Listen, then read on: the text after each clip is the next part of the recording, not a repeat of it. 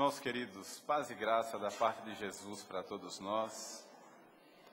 Você que está visitando a nossa igreja, seja muito bem-vindo, viu?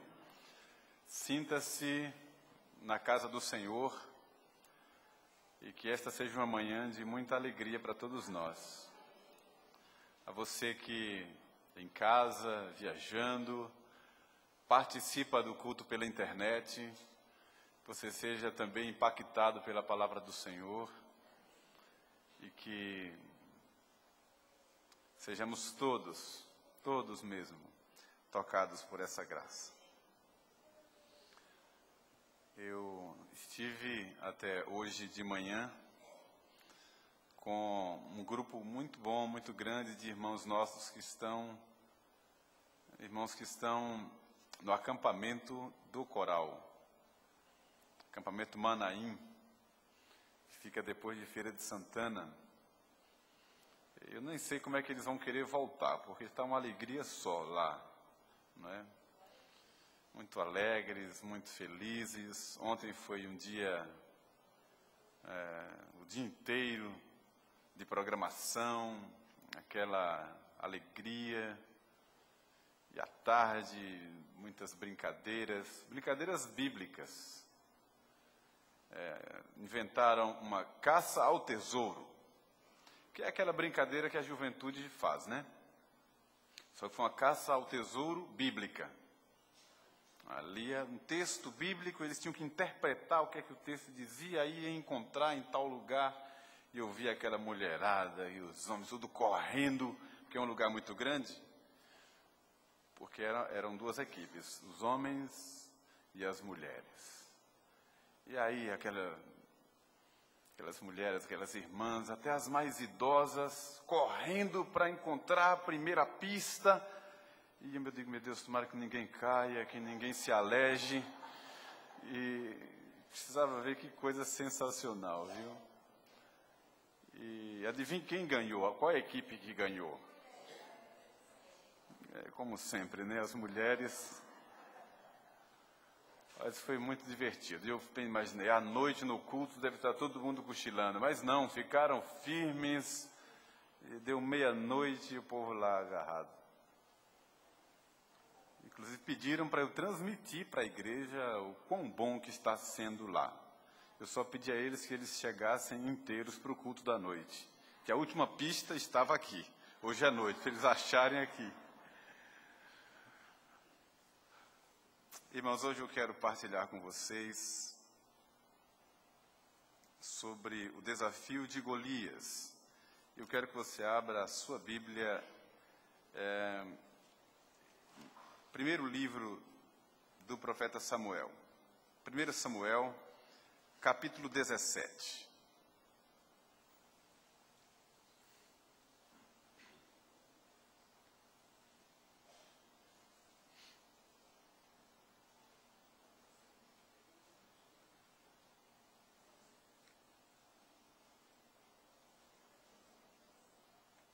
O desafio de Golias. Eu vou ler uma parte, vou pular outra e vou ler a luta que ele tem com Davi.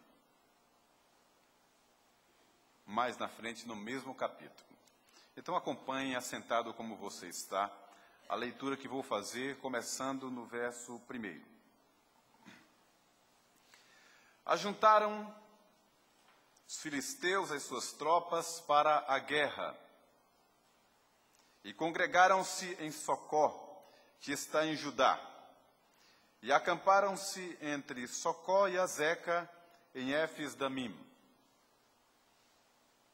Porém Saul e os homens de Israel se ajuntaram e acamparam no vale de Elá, e ali ordenaram a batalha contra os filisteus. Estavam estes no monte, do lado da Além, e os israelitas no outro monte, do lado da Quém, e entre eles estava o vale. Então saiu do arraial dos filisteus um homem guerreiro, cujo nome era Golias, de Gate, da altura de 6 côvados e 1 palmo. Trazia na cabeça um capacete de bronze e vestia uma couraça de escamas, cujo peso era de 5.000 siclos de bronze. Trazia caneleiras de bronze nas pernas e um dardo de bronze entre os ombros. A haste da sua lança era como o eixo do tecelão, e a ponta da sua lança de 600 siclos de ferro, e diante dele ia o escudeiro. Parou, clamou às tropas de Israel e disse-lhes: para que saís, formando-vos em linha de batalha? Não sou eu o filisteu, e vós, servos de Saul? Escolhei dentre vós um homem que desça contra mim. Se ele puder pelejar comigo e me ferir, seremos vossos servos. Porém, se eu o vencer e o ferir, então sereis nossos servos e nos servireis. Disse mais o filisteu: hoje afronto as tropas de Israel. Dai-me um homem para que ambos pelejemos. Ouvindo Saul e todo o Israel estas palavras do filisteu, espantaram-se e temeram muito. Até aqui, por enquanto, mas não feche a sua Bíblia, porque você vai ver que do verso 12 em diante, abre-se uma janela para uma explicação, um outro momento, por um outro ponto de vista. É quando Davi é enviado a seus irmãos para levar uns queijos e uns pães. E ali ele vê a batalha. Ele vê, aliás, o desafio que estava sendo feito a Israel. Eu vou saltar essa parte. E aí, o verso 24 em diante, Davi fica ouvindo os insultos que o gigante faz às tropas de Israel. Do verso 31 até o verso 40, é quando Davi se apresenta a Saul para pelejar contra esse gigante. E agora eu vou ler o verso 41 em diante.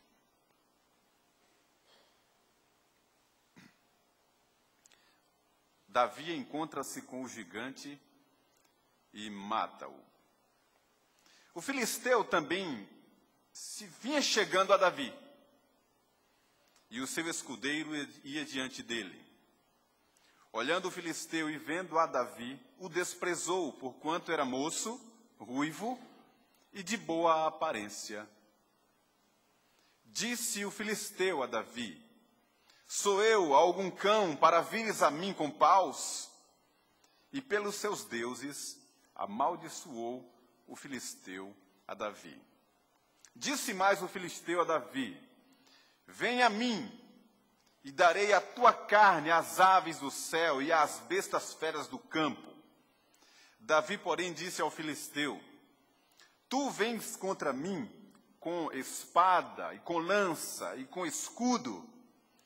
Eu, porém, vou a ti em nome do Senhor dos Exércitos, o Deus dos exércitos de Israel, a quem tu tens afrontado. Hoje mesmo o Senhor te entregará nas minhas mãos, ferir-te-ei, tirar-te-ei a cabeça e os cadáveres do arraial dos filisteus. Darei hoje mesmo às aves dos céus, às bestas feras da terra, e toda a terra saberá que há Deus em Israel. Saberá toda esta multidão que o Senhor salva, não com espada, nem com lança, porque do Senhor é a guerra, e ele vos entregará nas nossas mãos. Sucedeu que, dispondo-se o filisteu a encontrar-se com Davi, este se apressou e, deixando as suas fileiras, correu de encontro ao filisteu. Davi meteu a mão no alforje, tomou dali uma pedra, e com a funda lhe atirou e feriu o filisteu na testa. A pedra encravou-se-lhe na testa e ele caiu com o rosto em terra. Assim, prevaleceu Davi contra o filisteu com uma funda e com uma pedra, e o feriu e o matou. Porém, não havia espada na mão de Davi. Pelo que correu Davi, lançando-se sobre o filisteu, tomou-lhe a espada, a desembainhou-a e o matou, cortando-lhe com ela a cabeça. Vendo os filisteus que era morto o seu herói, fugiram. Então os homens de Israel e Judá se levantaram, jubilaram, perseguiram os filisteus até Gate, até as portas de Ecrom. E caíram filisteus feridos pelo caminho de Saaraim até Gate, até Ecrom. Então voltaram os filhos de Israel e perseguiram os filisteus. Eles despojaram os acampamentos. Tomou Davi a cabeça do filisteu e a trouxe a Jerusalém. Porém as armas dele pô-las Davi na sua tenda. Quando Saul viu sair Davi a encontrar-se com o filisteu, disse a Abner, o comandante do exército: quem é este filho? De quem é filho este jovem, Abner? Respondeu Abner: tão certo como tu vives, ó rei, não sei. Disse o rei: pergunta, pois, de quem é filho este jovem? Voltando Davi de haver ferido o filisteu, Abner o tomou e o levou à presença de Saul, trazendo ele na mão a cabeça do filisteu. Então Saul lhe perguntou: de quem és filho, jovem? Respondeu Davi: sou filho de teu servo Jessé, belemita. Até aqui, que o Senhor nos abençoe com essa palavra que vai ser transmitida também.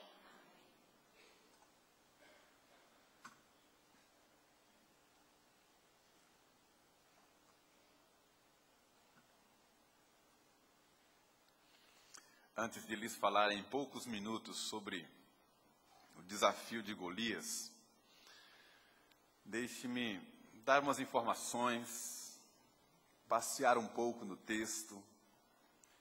Eu gostaria que você prestasse bastante atenção e abrisse o seu coração.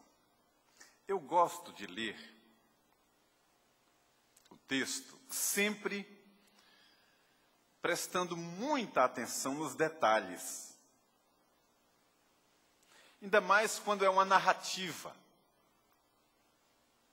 Um nome, um local, o nascedouro de um episódio, palavras entre vírgulas. Isso revela muitas coisas. E determinados detalhes sendo lido de forma corrida, sem muita atenção, pode esvaziar de nós muitas coisas preciosas. Por exemplo, você sabe qual é o peso da couraça de Saul, que é descrito aqui? Se não fosse uma coisa importante, curiosa, necessária, não estaria nem referido aqui. Mas o texto diz que a couraça dele pesava 5.000 ciclos. Isso dá quase 70 quilos. É quase o meu peso em cima de Saul, ou de Golias. O texto diz que a ponta, só a ponta da lança que ele carregava, pesava 600 ciclos de ferro. Você sabe quanto é isso? 15 quilos. Só a ponta da lança. Você sabe qual era a altura de Golias? O texto fala de 6 côvados e 1 palmo. São medidas que a gente conhece em metros. Alguns conhecem polegadas, pés, mas a maioria conhece metros. Mas côvados. Um côvado, 45 centímetros. Um palmo, 22 centímetros. Você faz as contas aí, dá 2,90 metros aproximadamente. Golias era de Gate. O texto informa. Aí você vai para a história. Era uma cidade onde habitavam muitos gigantes. Uma terra, uma cidade conhecida por ter muitos gigantes morando ali. Como, por exemplo, uma cidade famosa perto de Pedrinhas, conhecida nacionalmente e, olhe lá, internacionalmente, por ser a cidade dos anões, Itabaianinha, a cidade dos anões. Gate era a cidade dos gigantes, que eram os descendentes dos Anaquins, que encontramos no livro do Gênesis. Não eram apenas pessoas muito altas, como Ronaldo, por exemplo. Eram gigantes. Era uma classe diferente de pessoas. Inclusive, como são descritos, tinham 6 dedos em cada mão, 6 dedos em cada pé. E Golias tinha mais 4 irmãos. Alguns comentaristas acham que é por isso que Davi pegou 5 pedras.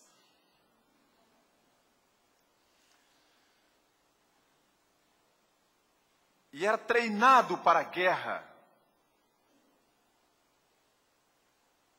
E foi contratado para ser duelista. São detalhes que em outras passagens a gente vai somando, vai formando o contexto. Uma coisa curiosa que eu vou afirmar, mas é sem muita certeza. Eu acho que você nunca prestou atenção nos detalhes que esse texto revela. Vou dar alguns para você. Não precisa levantar a mão, nem balançar a cabeça, só escute. Primeiro detalhe. No capítulo 16,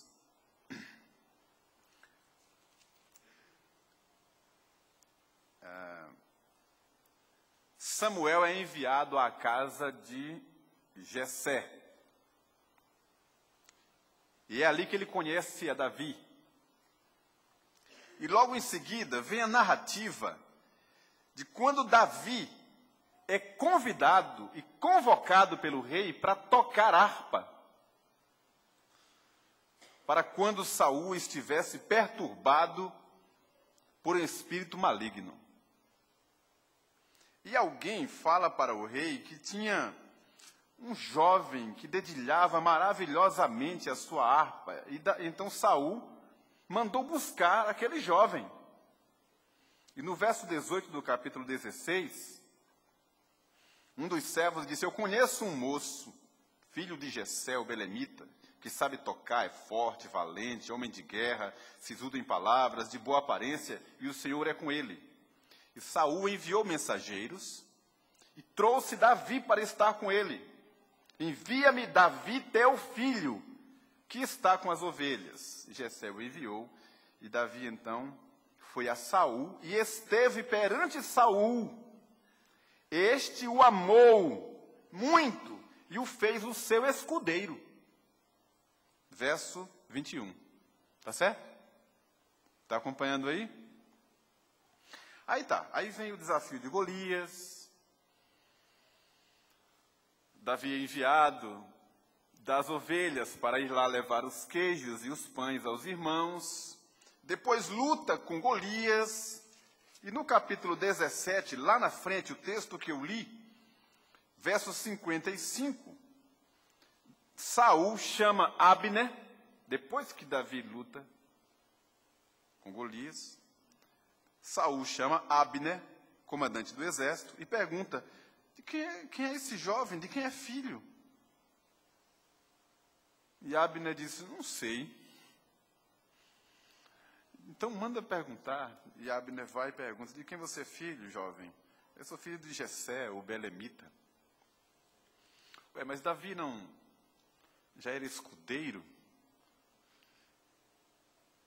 de Saul, capítulo 16, tocando harpa para ele, e não diz o texto que que ele esteve perante Saul e que Saul o amou como um filho? Aí os críticos da forma, que acreditam que a Bíblia apresenta muitas contradições, alegam que aqui está um erro gravíssimo, uma contradição, mas não é isso. A gente estuda manuscritologia, e exatamente esse estudo, crítica da forma, e o estudo também de como foi composto o cânon e a estrutura dos livros, e vê que alguns livros, as histórias são montadas não cronologicamente, mas são arrumadas de modo que é contada uma parte, depois abre uma porta, uma janela, conta outra parte para argumentar, para mostrar o outro lado, depois volta como um bom filme, como um filme bem contado, como um enredo bem contado. A história toda é essa.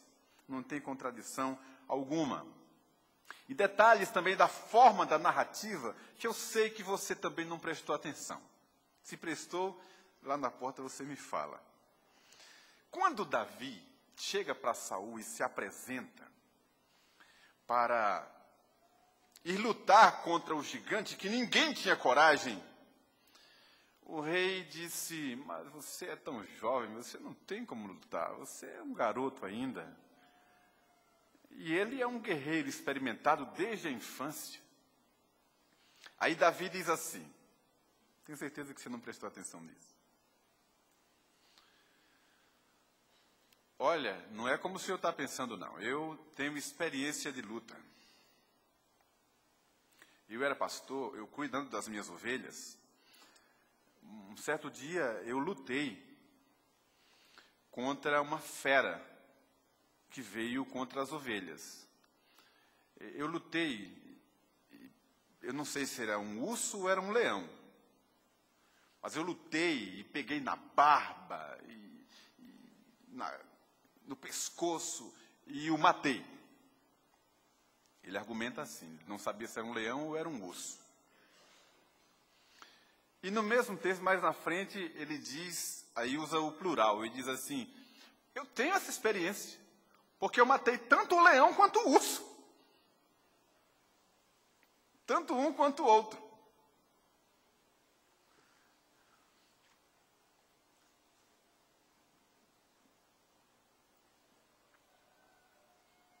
Certamente ele matou um leão por dia. Matou o urso também. Ninguém se engana na luta com uma fera dessa. Ele só queria demonstrar ao rei que ele era de guerra. E para finalizar os detalhes, só as curiosidades, as coisas que eu fui observando. Os nossos filhos aprendem na escola dominical que Davi era um garoto, era um adolescente, quando lutou contra o gigante. E nas ilustrações das revistas da escola dominical, é assim mesmo que mostra. Um garotinho de pernas finas, bracinhos finos, com uma funda na mão, que é um tipo de arma, e um gigante de uns 15 metros de altura, mais ou menos, pela distância, né, que tem da fotografia, na ilustração. Eu não sei se você já tinha prestado atenção nisso, mas o que o texto informa é que Davi era forte, valente, sério nas palavras e no comportamento, era ruivo, usava barba e era de boa aparência. Por que é que ele usava barba? Porque diante do rei, ele se fingiu de maluco e começou a babar pelo canto da barba. É o texto que informa. Não sei se você prestou atenção nisso. Mas eu gosto de estudar, vendo os detalhes que o texto vai revelando. E Davi chega para Saul, e o desespero era tão grande de Saul, não tendo outra alternativa e vendo a coragem daquele rapaz, então concorda que ele vá lutar sim e oferece as armas e a couraça que o rei usava, que tinha à sua disposição. E não sei se você prestou atenção nisso, acredito que não. O texto sagrado diz que Davi nunca tinha usado aquilo. E há duas palavras para expressarem o desprezo para com aquele instrumento. E eu vou dizer já já por quê. Está no verso 39. Davi cingiu a espada sobre a armadura, experimentou andar, pois jamais a havia usado. Então disse Davi a Saul: não posso andar com isto.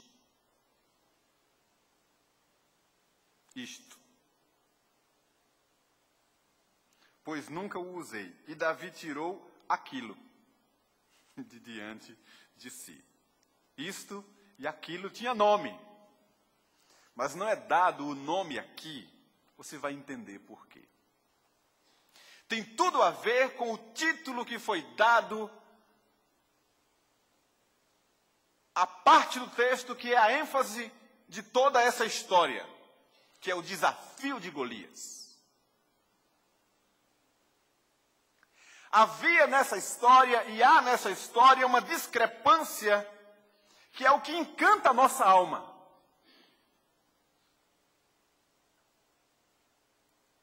Que é exatamente a luta desproporcional de um ser tão pequeno contra um gigante. A discrepância entre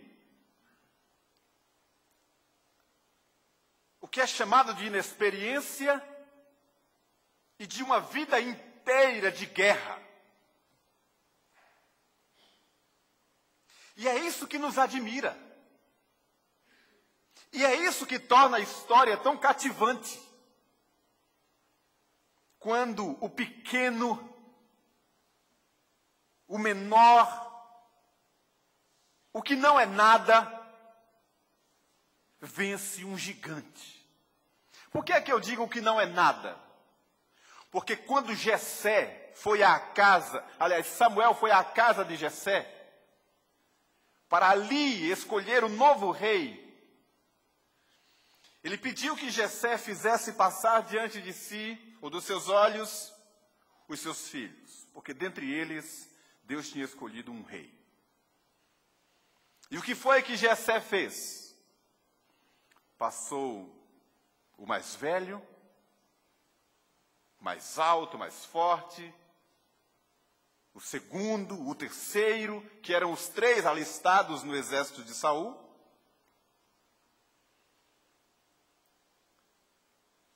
E o texto diz que quando Samuel viu o filho mais velho de Jessé diante de si, no seu coração ele disse: certamente está perante mim o escolhido do Senhor.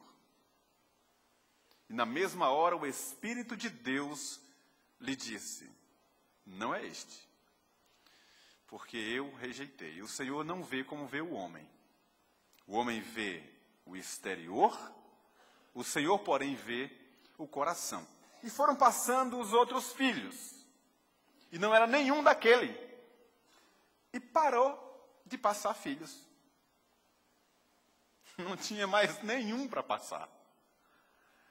E então Samuel perguntou a Jessé: não tem mais nenhum?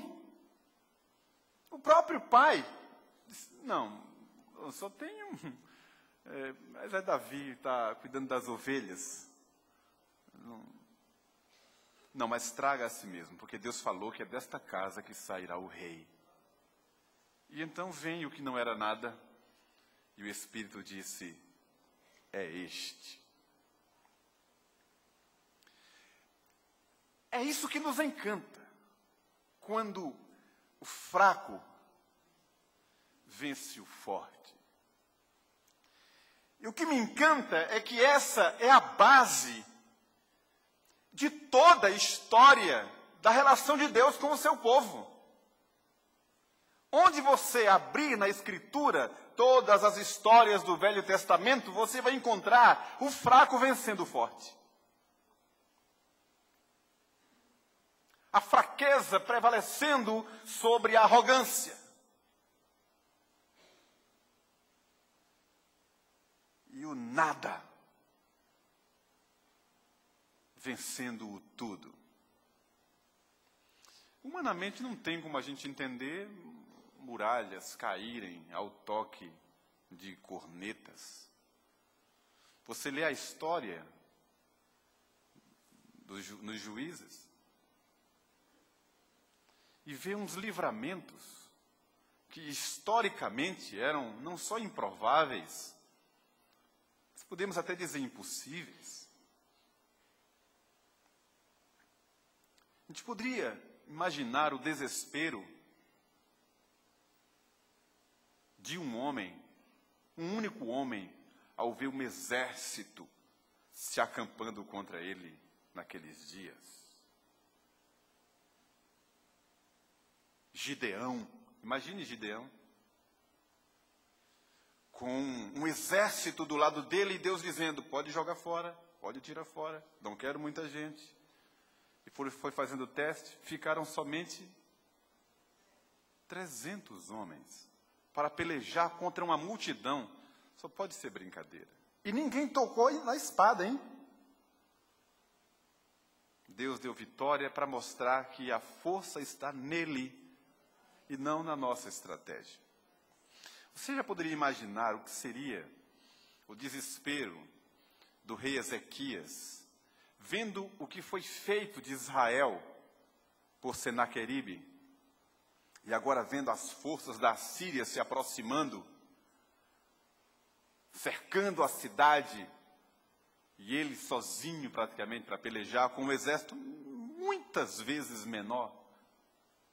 E Ezequias vai para o altar, se dobra diante do Senhor, ora, e Deus dá uma vitória retumbante a Judá. E o que dizer de Eliseu, com Geazi, lá no campo, numa cabana?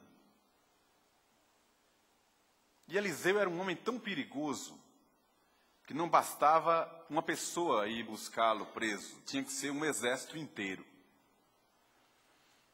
E lá veio o exército inteiro, com brasões, flâmulas, carros, para prender um homem chamado Eliseu.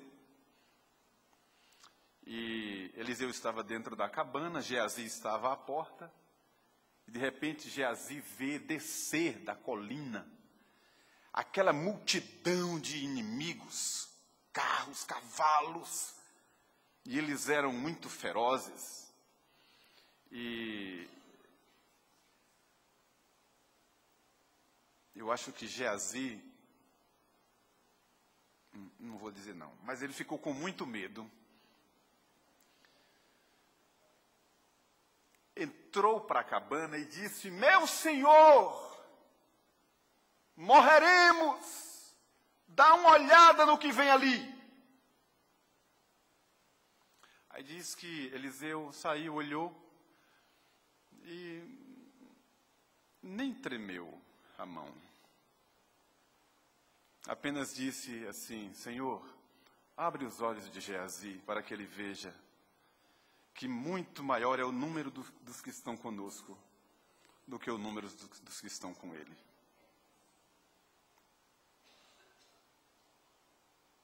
A questão é de perspectiva.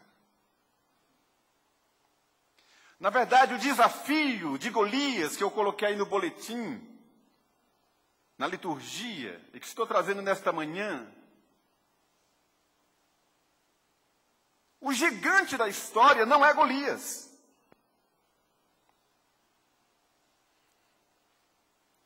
O gigante da história é Davi. É que Golias não sabia disso.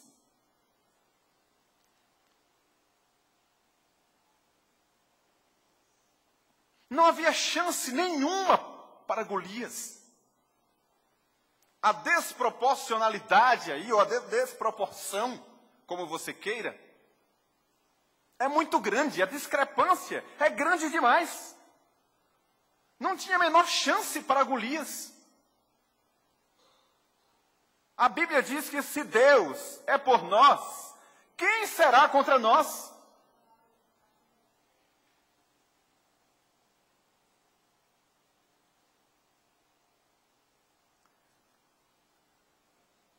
E quando Davi vai ao encontro de Golias, Davi não esperou Golias. Ele foi ao encontro do gigante. Ele estava confiante. Ele sabia que tinha a vitória na mão. Ele sabia disso. E ele declarou isso para o gigante aos olhos humanos. E declarou em quem estava posta a sua confiança. Ele disse: você vem a mim com espada, com lança, com escudo, com armas.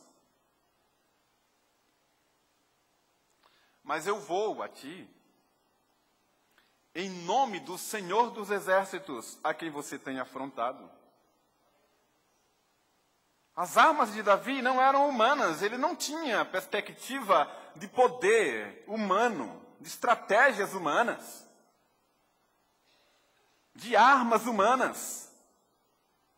As forças, humanamente falando, não eram compatíveis.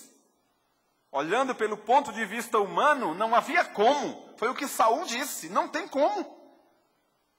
É desproporcional. Mas a perspectiva de Davi era outra. Quem olha do ponto de vista de Deus, vê a coisa invertida. Vou te dar um exemplo disso. Quando os israelitas saíram para olhar a terra prometida, vocês viram o que eles falaram. Voltaram impressionados com a terra, mas viram que ali tinha gigantes. E voltaram dizendo que perto deles, perto dos gigantes, eles eram como formigas, gafanhotos, insetos. Mas Josué e Calebe, que estavam vendo por outro ponto de vista, inverteram a situação. Disseram: se o Senhor se agradar de nós, nós os devoraremos como se devora um pão.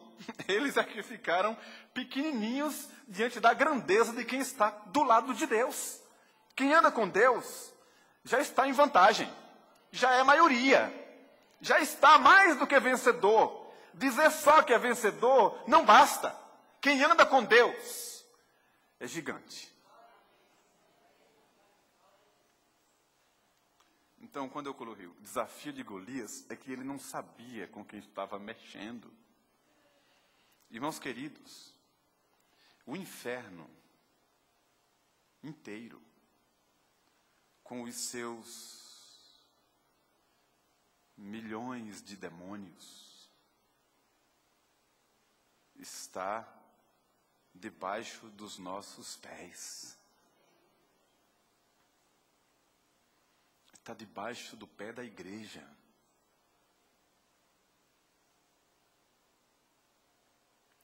Se você anda com Deus, se você tem Deus como seu protetor, como seu guia, como seu tudo, não há Golias que lhe meta medo. Porque o gigante é você. As más línguas evangélicas, se é que existem, é só uma maneira de falar, dizem que quando Davi pegou a funda, que girou a funda e tal, ele disse: meu Deus, que testa grande, eu não posso errar, não tem como errar. Essa é uma brincadeira, naturalmente, mas Davi sabia que não ia errar. E um detalhe que eu sei que você não prestou atenção. Eu ouvi um pregador dizer assim: Quem matou Golias não foi a pedrada. Davi matou Golias com a espada do gigante. Pegou a espada e cortou a cabeça. Você já ouviu isso? Já, não é? Primeiro, quem matou Golias foi o poder de Deus, para envergonhar os filisteus. E ele caiu por terra morto com a pedrada. O texto diz: caiu com o rosto em terra, morto. Querido irmão, eu não sei quais são as suas armas, quais são as suas forças, como é que você luta contra os seus gigantes, qual é a sua perspectiva. Eu estou te convidando nesta manhã a olhar diferente, a mudar o seu jeito de ver as coisas. Se você anda com Deus, é você quem é o gigante. Nada poderá prevalecer contra você. E nós vamos cantar o que eu propus aí na liturgia, com todo entusiasmo. Vamos ficar de pé e vamos dizer que Jesus é o nosso castelo forte. Você vai cantar com entusiasmo, com vigor, crendo nessa palavra. E que o Espírito de Deus alimente você nesta manhã com esta palavra, mude a sua perspectiva e faça de você um servo confiante diante do Senhor.